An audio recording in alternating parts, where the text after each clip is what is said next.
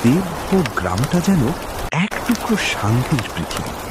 চারদিকে সবুজ মাঠ, মাঝখানে বড় বিল, আর পাশ দিয়ে বয়ে গেছে নদী। সেই গ্রামেই থাকে রামু। বর্ষার এক রাতে প্রবল বৃষ্টি আর ঝড়ে নদী উপচে পড়ল। সকালে ঘুম থেকে উঠে রামু দেখে তাদের পুরো উঠান পানিতে ডুবে গেছে। রামু আতঙ্ক আর উত্তেজনায় চিৎকার করে উঠল, মা, মা, তাড়াতাড়ি বাইরে আসো! তুমি কি দেখছো? আমাদের পুরো উঠানটা যেন একটা ছোট নদী হয়ে গেছে।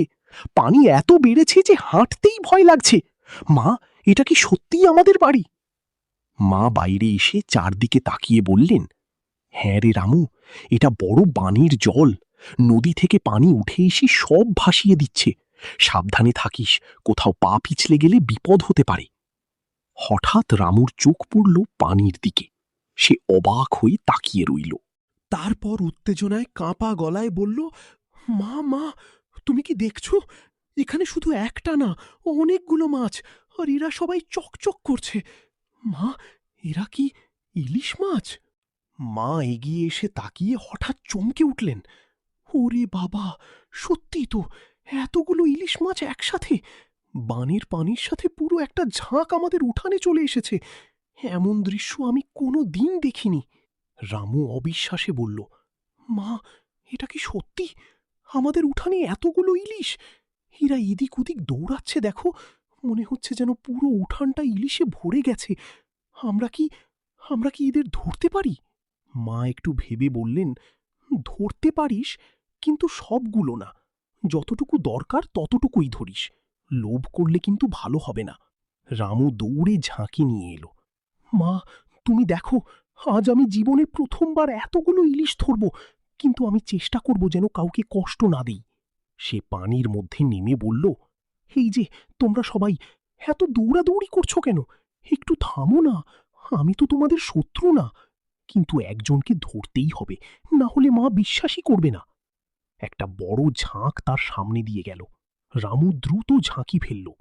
আহা মা, দেখো দেখো, একসাথে ৩টা ইলিশ ধরা পড়েছে। কি সুন্দর! এরা সবাই রূপালি, একদম ঝকঝকে। মা অবাক হয়ে বললেন, উফ, এত সুন্দর মাছ!